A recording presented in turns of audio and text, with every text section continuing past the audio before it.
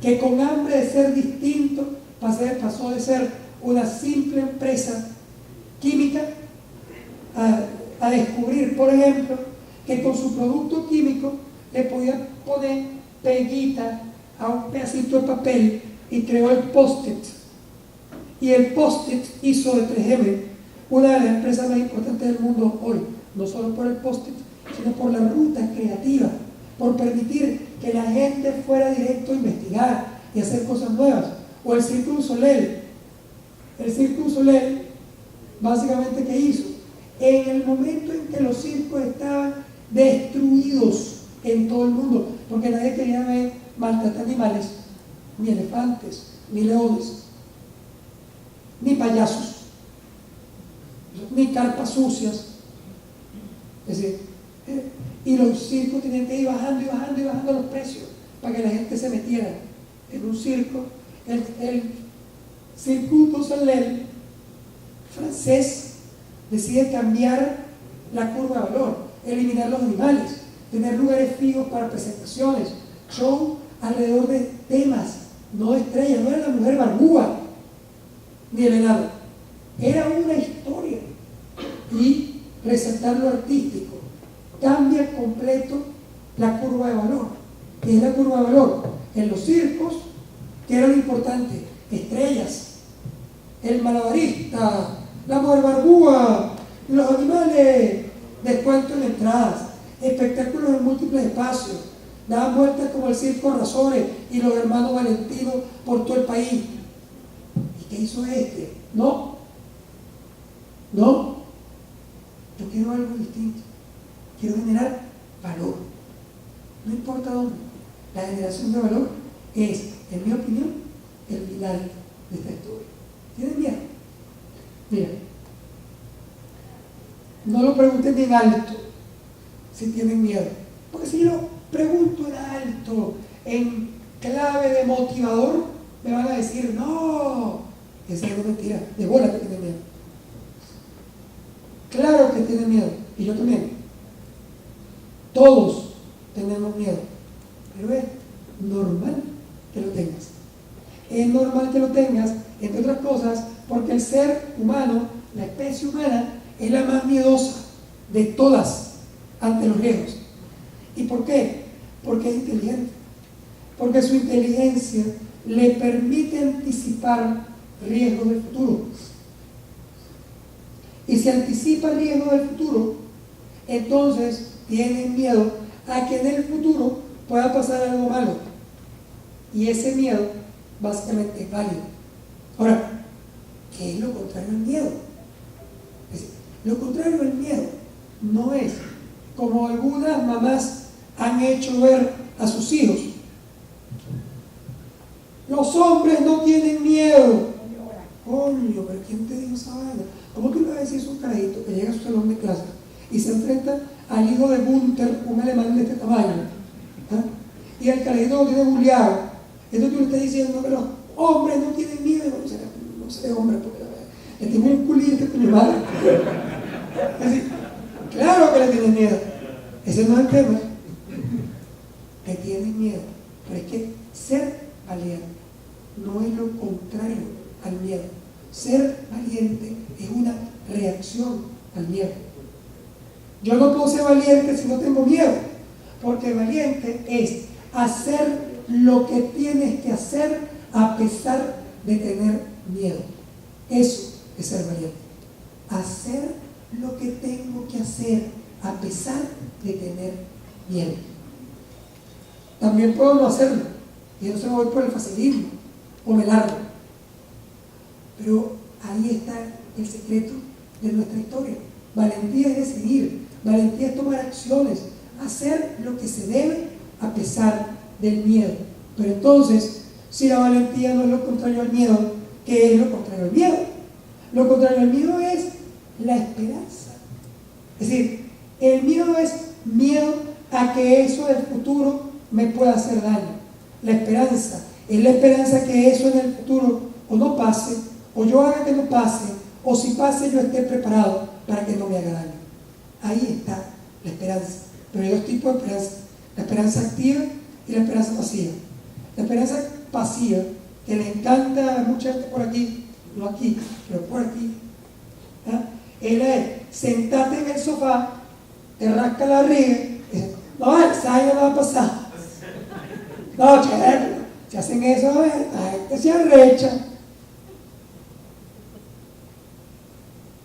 Mira, la única vez que la esperanza pasiva es útil, es relevante, es cuando usted está montado en un avión y el bicho se está cayendo. Entonces, coño, no se ponga creativo ahí donde el piloto, coño, vale, te ayudo, vale. No. Usted para, se sienta, se amarra y reza. Eso es esperanza pasiva. Coño, Dios mío, que no se caiga esta mierda. Eso es esperanza pasiva. Pero de ahí para adelante, lo único importante es la esperanza activa, que es construir lo que tienes que construir para que si lo que tú temes ocurra, estés preparado. Que puedas surfear. ¿Como quién? Como mi última lámina de hoy. Y mi última lámina de hoy es la lámina de Life of Pi, la película. El que no la haya visto se la cuento, rapidito. Eso sí, le fuñí la película. Sí. Se trata de un muchachito hindú que su papá tenía un zoológico y coño, lo están transportando para venderlo en los Estados Unidos. El barco donde vienen familia de chamo y animales del zoológico se hunde. Y el chamo queda en una de esos botes de rescate con unas cosas interesantes en el bote y queda con unos animales del zoológico que incluían a Richard Parker, que Peter Parker era el hombre araña, que era básicamente el tigre más feroz del zoológico. Por supuesto, al día siguiente el tigre se había comido a todo el resto de los animales y lo que quedaba era el carajito y el tigre. ¿Vale? La película comienza con el muchacho ya grande, adulto, con hijos, contando su historia de cómo se salvó. Por cierto, de los pocos que se salvó, a pesar de que llevaba un tigre en el barco, en el bote. Él llevaba un tigre en su bote, pana, y él se salvó. Y los otros que llevaban un coño, se lo llevó el barco. Se murieron de hambre. No llegaron a ningún lado. ¿Por qué? Bueno, él lo cuenta. Lo primero, porque estaba el tigre. ¿Qué pasó? El carajo tuvo que ser lo suficientemente creativo y hábil para no dejarse comer por el tigre. No se pudo dormir, porque si se dormía, se lo comía el tigre. Entonces tuvo que crear con una vaina en el barquito, en el bote, una vaina con unos cauchos, no sé qué, y lo tiraba, y era como una balsita alternativa donde él dormía afuera para que el tigre no se lo comiera. Pero además aprendió que tenía que pescar para darle comida al tigre, que era su enemigo, porque si el tigre estaba hambriento, la probabilidad de que lo fumiera era mayor. Pero además aprendió algo que es mi mensaje de hoy. Aprendió que si se pasaba todo el día con un látigo, controlando al tigre, ya tigre, mierda, o sea, y ese era todo lo que él hacía. No se lo hubiera comido el tigre, pero se lo hubiera comido el mar, el hambre. Por eso tenía que controlar al tigre, pero no podía olvidar lo más importante: poner rumbo en mi bote hacia Puerto Firme. Porque si yo desvío el rumbo de Puerto Firme porque hay un tigre, me jodí. No por el tigre, sino porque no va a llegar nunca a donde tengo que llegar.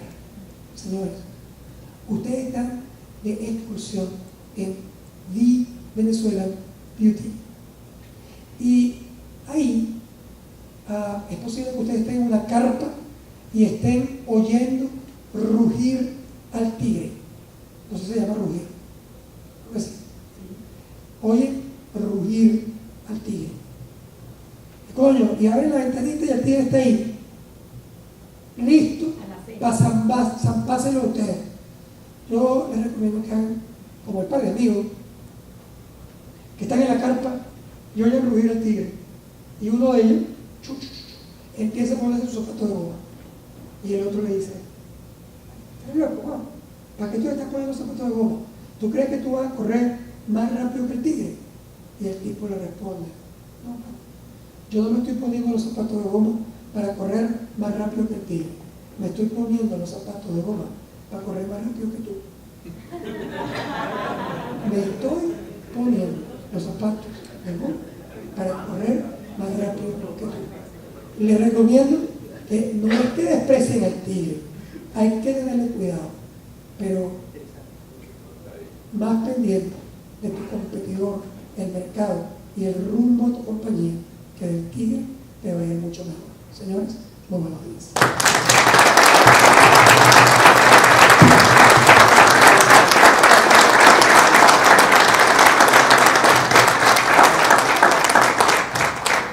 Vamos a iniciar una sesión de preguntas y respuestas. Entonces, si alguno de ustedes quiere preguntarle algo a Luis Vicente, por favor levante la mano.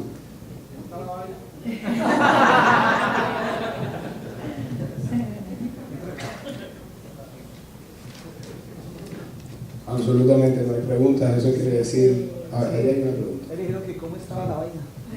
Buenos días. Mi pregunta es, ya que tú eres experto en esos temas, ¿cómo crees tú que sea el comportamiento del dólar que en estos días ha bajado y está como en 55 ahorita? O sea, ¿qué es lo que tú esperas de cómo se va a comportar eso en los próximos días? Bueno, esa es la pregunta más peluda que me han hecho últimamente. A ver, eso tiene un depende, que no hay forma de eliminar. Si el gobierno es serio,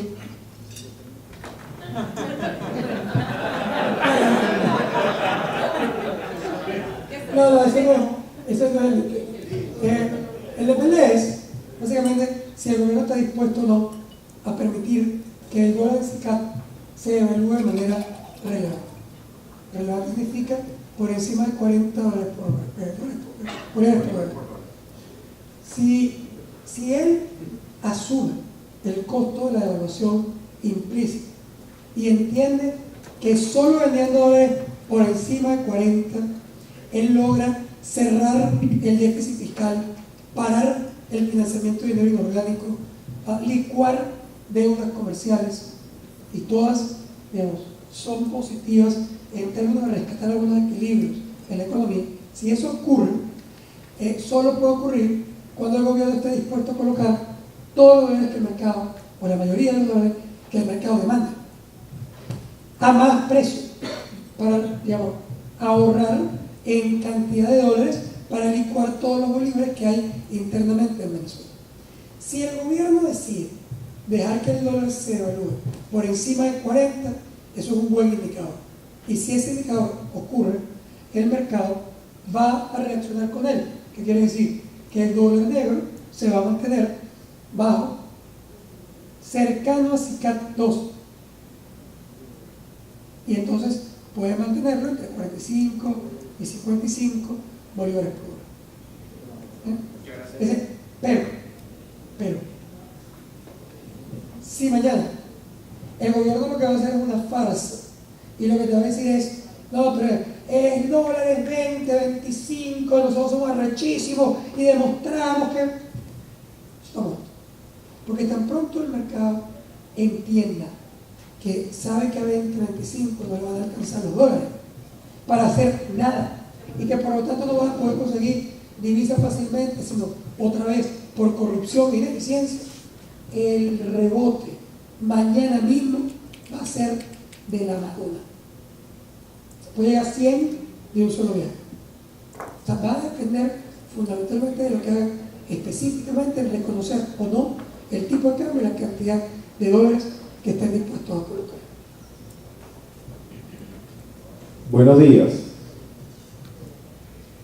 No sé. Data Analysis habrá hecho algún tipo de revisión, análisis en cuanto a cuánto se necesita en materia prima en el caso de helados Cali, leche azúcar, estabilizantes, la materia prima que nuestra industria necesita, que necesita la industria como Empresas Polar, Unilever, entre otras cosas, ¿de cuánto hace falta en el país? No, lamentablemente no tengo un estudio, digamos, reciente que pueda estimar valores y volúmenes de algunos productos en particular como eso. Solo sabemos que ustedes están en términos de materia prima en una situación compleja. ¿Por qué? Porque los productos más escasos en Venezuela hoy son leche, aceite y azúcar. Entonces, si tú tienes por lo menos dos de esos tres en escasez relevante, por supuesto que eso afecta tus posibilidades de expandir tu producción fácilmente. Con lo cual, de nuevo, vamos a convivir con problemas de escasez de materias primas. Tenemos que buscar mecanismos alternativos y creativos para poder hacer cosas, digamos, con lo que hay. Claro, es muy fácil decirlo y muy peludo hacerlo, ¿no? Por ejemplo, mi esposa me retaba, me dice, pero ¿cómo se puede vivir? Es que no hay ni leche condensada. Y yo echándole vaina, le decía, mi vida, pero es que la gente tiene que ser creativa. Mira, la leche condensada se hace con leche en polvo y azúcar. Y la grada se me queda mirando, el polvo de tu madre. Pero no hay leche y no hay azúcar. Pero llega un momento en que, por supuesto, es muy complicado trabajar. Pero yo creo que el gobierno también, el gobierno no es suicida y está buscando algunos mecanismos para rescatar abastecimiento.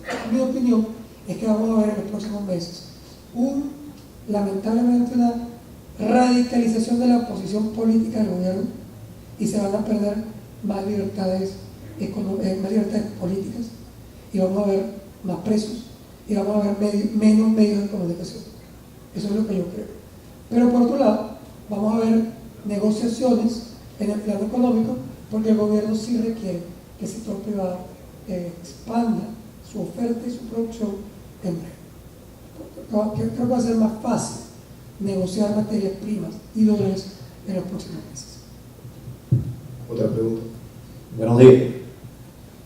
Quería saber, ¿qué le recomendaría usted a los líderes de la oposición para realizar un trabajo más asertivo y de mayor unión entre los mismos?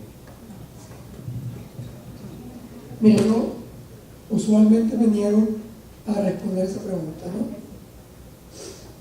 Y por una razón, no porque no tenga 20.000 ideas, que además las comparto con ellos cada vez que puedo, es decir, cada vez que nos vemos, y lo hago además con mucho gusto. Pero yo no hago, primero eso no es un recetario de cocina, es un tema muy complejo, que requiere además una conferencia completa para responder tu pregunta. Pero segundo, no lo hago porque no es mi rol, públicamente. Yo no pretendo ser una guía para la oposición y no pretendo ser mucho menos una guía para el gobierno. Digo mucho menos porque está en el gobierno y eso es todavía más comprometido. Yo simplemente soy un analista, un termómetro, es decir, que te mide la fiebre, si está bien, si está mal y te recomienda que vayas a ver médico. Y yo prefiero usualmente no tener médico. Pero solo te puedo decir un par de cosas ya que para no quedarme sin ninguna respuesta a tu pregunta. Tú tienes que ser creativo, igual que les estoy recomendando a ustedes en la empresa. Y si tú haces lo mismo que antes has hecho y ahora estamos viendo mucho de lo mismo, el resultado va a ser igual que lo que antes había pasado. Es distinto. Tienes que entender que es 1000 veces más importante hablarle a Jubileisis y convencerla en el barrio 5 de Julio Propietario que hablarle a 4 embajadores en la OEA. Es decir, tiene que entender además que tiene que acompañar a la población en sus problemas y en su drama, y que el drama de la población no es necesariamente tu drama. La libertad de expresión, yo he hecho 20 estudios sobre eso, y cuando entras a un barrio pobre y les hablas de la libertad de expresión, los carajos te dicen, pero si yo le digo a fulana lo que viene a la gana. ¡La democracia! Pero qué coño democracia si yo he votado. Más bien tú ir ladillado a votar. O sea, claro, porque para ellos democracia es votar y libertad de expresión es hablar con su vecino. Entonces cuando tú crees que los vas a levantar a todos ellos contigo ante aquella cosa tan horrible que está pasando, los varones te están entendiendo lo que le estoy diciendo. Porque ese no es el conector.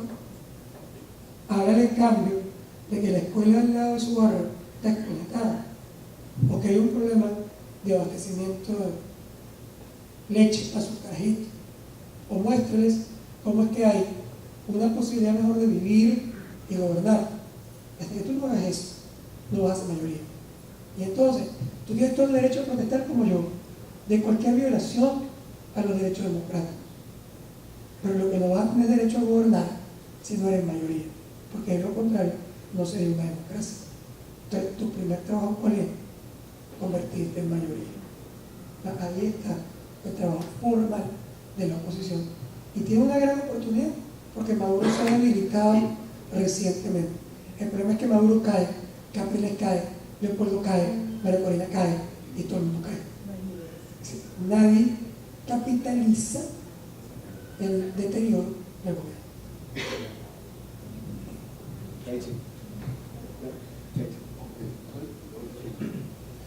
Respecto al comentario o a la intervención que hicieron sobre las preguntas del CICAD, de darse el escenario de un CICAD a tasa 45-50, ¿cuáles serían las repercusiones luego a nivel de la economía, a nivel de inflación, costo de vida? O sea, ¿tiene repercusión sobre eso? ¿Por a qué nivel sería? Y la otra pregunta es, aunque hemos escuchado datos, porcentajes, aumentos, evidentemente se ha aumentado el nivel de importaciones desde los últimos 15 años, 10 años, pero siempre hemos tenido cierta economía de puerto, como se le llama, ¿no? ¿A qué nivel estamos hoy en Venezuela con esa economía de puerto, dependiendo de la importación? Sí. El primer tema tiene que ver fundamentalmente con una devaluación. Es decir, el CICAD es una devaluación implícita del tipo de cambio. Y todas las devaluaciones tienen impacto sobre los precios. Entonces, te impacta los precios sin duda. Porque subiste la estructura de costos, por lo tanto los precios se ven afectados. Sin embargo, esta es una devaluación sui generis. ¿Por qué? Porque en realidad CICAD es para alrededor de 15% del mercado total. El otro 85% está en 6.30 y en CICAD 1 que está en 11 o 12 bolívares por hora. 15% lo que va a estar en CICAD 2. Y ese 15% es donde está hoy. En el mercado.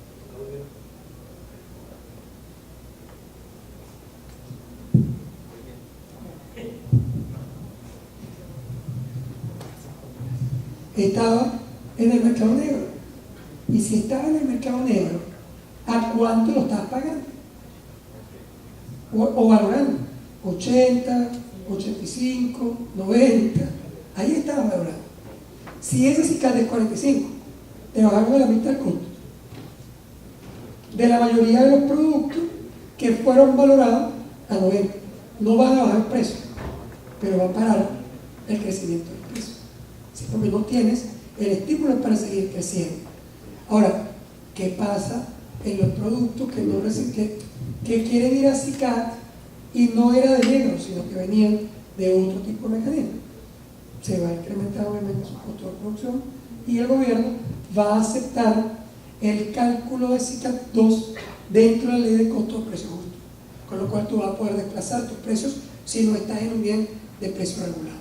Si estás en un bien de precio regulado, no se supone que tú participes en CICAD 2, sino en CADIVI, ¿cómo se llama ahora? Y CICAD 1. Entonces el impacto es más moderado que una devaluación típica.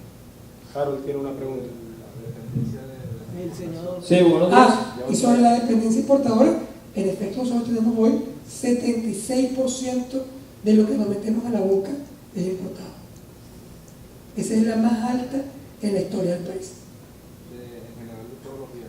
En general. Sí, buenos días. Entendiendo que con UNASUR no contamos y ahora con la OEA menos, ¿qué alternativas internacionales nos quedan y qué posibilidades tenemos de superar esta dictadura? Mira, siendo políticamente correcto, te tendría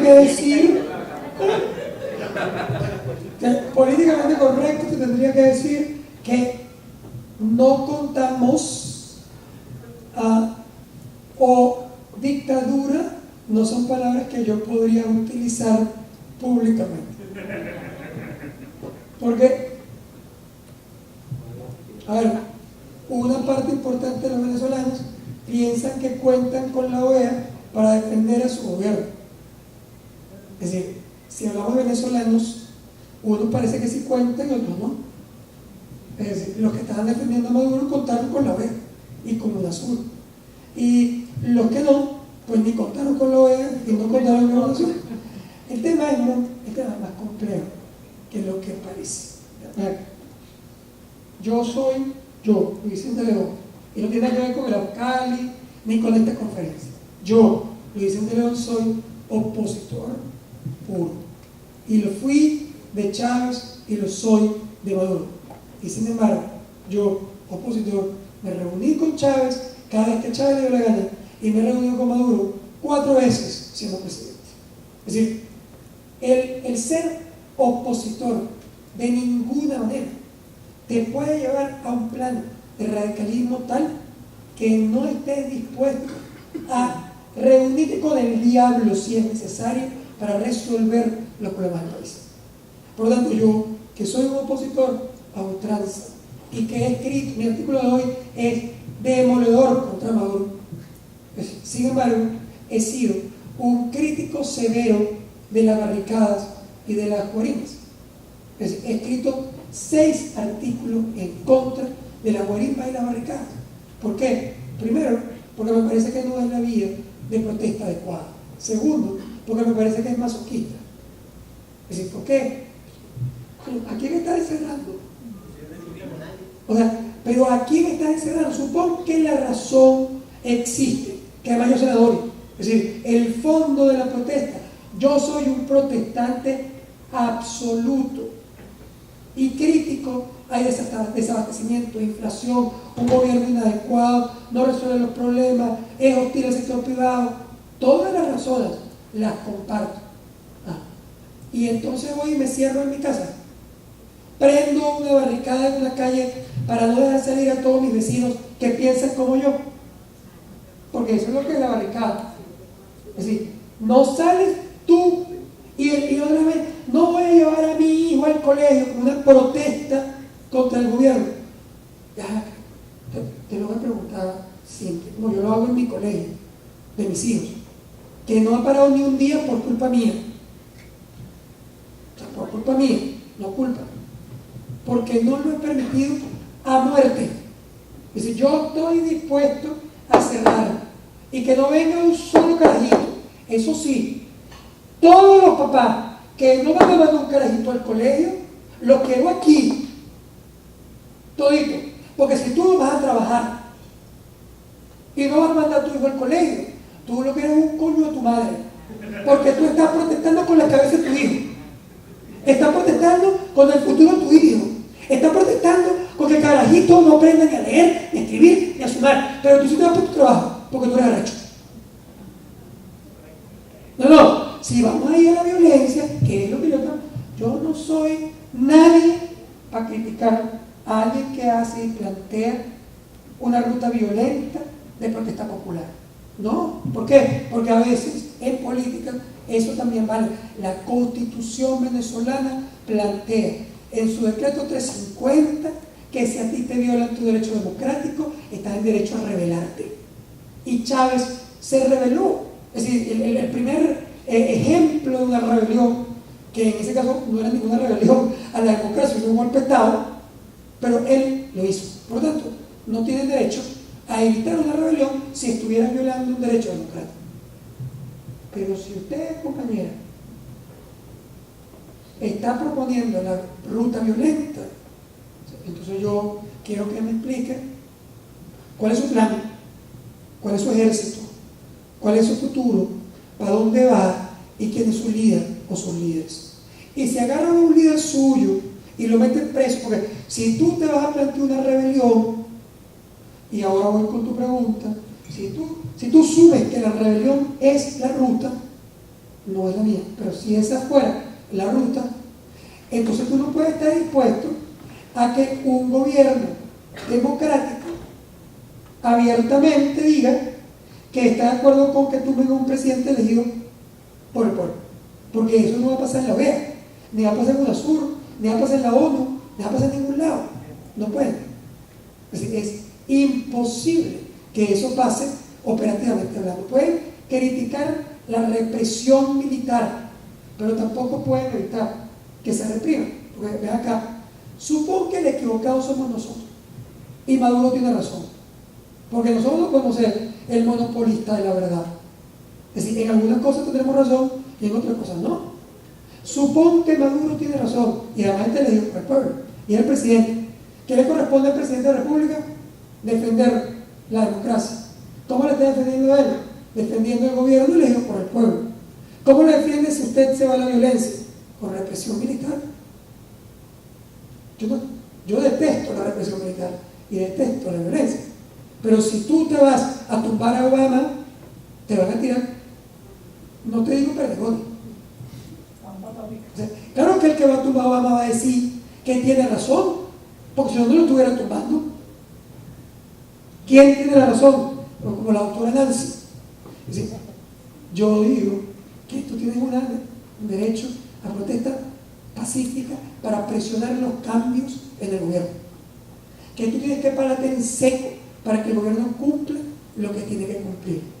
Pero cuando tú cruzas la frontera y dices que tú protestas para que Maduro se vaya, eso es un llamado golpe de Estado. Y un golpe de Estado a lo mejor está justificado en 350, pero no vas a esperar que te tiren flores del otro lado. O sea, si te vas a ir ahí, entonces no te puedes ir a poner a, oye, yo sí te voy a tirar, verga, 4 pedradas al policía, pero si el policía me toca un coño madre, no bala, no vamos a dar, pues. Ningún coño madre, yo creo una vaina y tú crees otra, vamos a dar, ¿no? Y entonces, ¿quién gana? El más fuerte. Y por cierto, ¿quién crees tú que es? Entre paréntesis. Digo, entre paréntesis. Y cierro básicamente con esto, porque ahora tengo que ir corriendo para el aeropuerto. 2 preguntas más solamente. Sí, pero cierro. A ver. Mis alumnos del IES son hiperradicales. ¡Calle! ¡Para tumbar a Maduro! Cuando no tumba, pasar a sacar a Maduro. Es la palabra que usa. Y yo puse un ejemplo. Muy simple. Olvídate si tú tienes razón o no tienes razón. Ese no es el punto que yo estoy debatiendo. No. O sea, te doy la razón si te da la gana, pero eso no importa. Tú me dices que es por la fuerza que vas a sacar a Maduro. Ok. ¿Cuántos son ustedes? 14. Ok. Yo les voy a traer para la próxima clase, esa fue mi oferta, les voy a traer 14 miembros de los colectivos armados del 23 de enero, los bombillas militares y Mamera. ¿No? 14. Ellos vienen a la clase con todas sus armas convencionales. Es decir, fusiles, ametralladora, granada y el más pendejo una picolor. Y ustedes vienen con sus armas convencionales, ¿no? Con su iPod, su iPhone, su iPad. Ustedes usan la ayuda de quien se la puedan pedir, o sea, friends and family. Y ellos a quien se la pueden pedir. La Guardia Nacional Bolivariana, el Ejército, los paracaidistas, el presupuesto nacional. Yo los encierro a los 28 en el salón y cierro 2 horas. Abro y después contamos. Chale, bueno, pues. Dale. ¿Qué crees tú que ha pasado? Entonces tú vas ahí por la violencia a quien tiene el monopolio de las armas legales e ilegales. Entonces te parece inteligente esa ruta. Si yo respeto el fondo, pero la forma me parece absolutamente masoquista y absurda.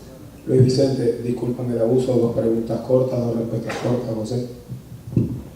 Saliéndonos un poco de la parte política, y yo me quiero poner los zapatos de goma. Ya sé que hay que alimentar al tigre, no tenemos de otra. De acuerdo a ese 80% de consumo que hablaste de los extractos de IE y la necesidad de consumo que ese sector tiene, ¿qué utilidad, a tu forma de ver, se debe manejar de cara a la nueva ley de costos y precios justos y de acuerdo a los gastos operativos actuales por la inflación? Sí, bueno, primero, el 80% de gente en consumo, ellos tienen el 60% del consumo total. Son más pobres, por lo tanto su consumo per cápita es menor que el consumo per cápita de los más altos, pero son 60% del consumo total. ¿Y cuál es la ganancia? La más alta que te permite la ley.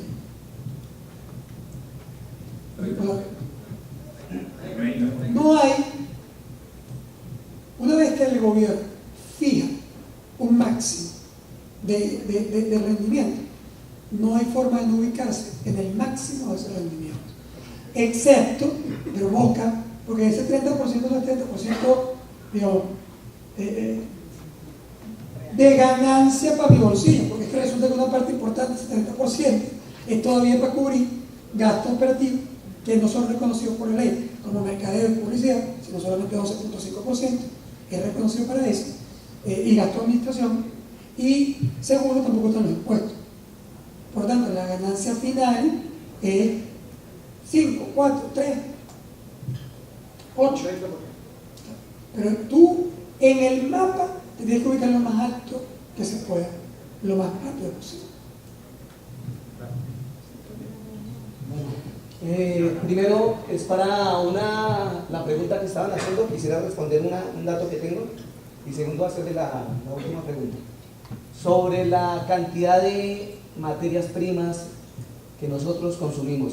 Estuvimos viendo un reportaje que decía que Venezuela consume aproximadamente 17.000 toneladas de leche mensual, y hoy en día estamos trayendo en el mercado, colocando en el mercado 2.000 toneladas. Eso quiere decir que más o menos es el 12% de ese, que se está cubriendo la necesidad del 12% nomás. Y la otra pregunta era que se decía o nos estaba contando que los productos básicos era el 40% más o menos del desabastecimiento, ¿cierto? Pero en general, el porcentaje de desabastecimiento, ¿cuánto es? Sí, sobre el total de los productos, no solo alimentarios, sino en general es 28% en el mes de enero, y el Banco Central no publicó la data de febrero. Nosotros no calculamos sino solamente alimentos, pero el Banco Central calcula el global. Nosotros estamos estimando que debe estar alrededor del 35% global. Pero es muchísimo. Si parte de la premisa que el nivel de escasez más alto en la historia del país. O sea, el más alto en la historia del país.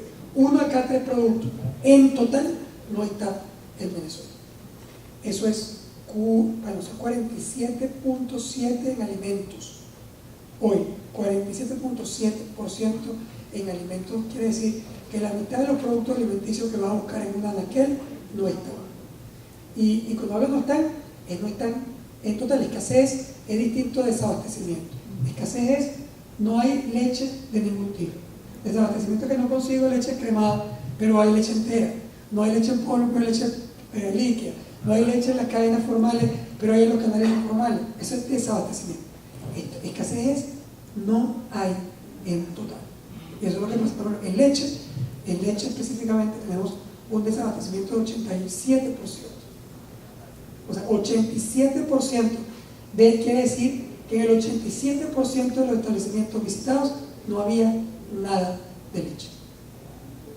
Es mucho. Es una crisis muy peligrosa en términos de abastecimiento. Bien, señores, muchísimas gracias. Gracias.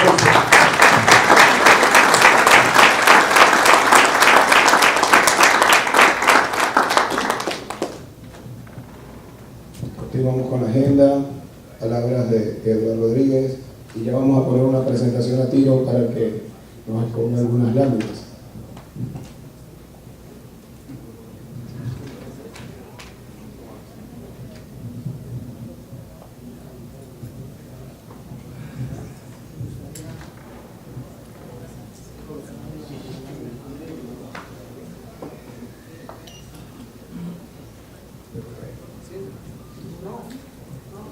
Gracias.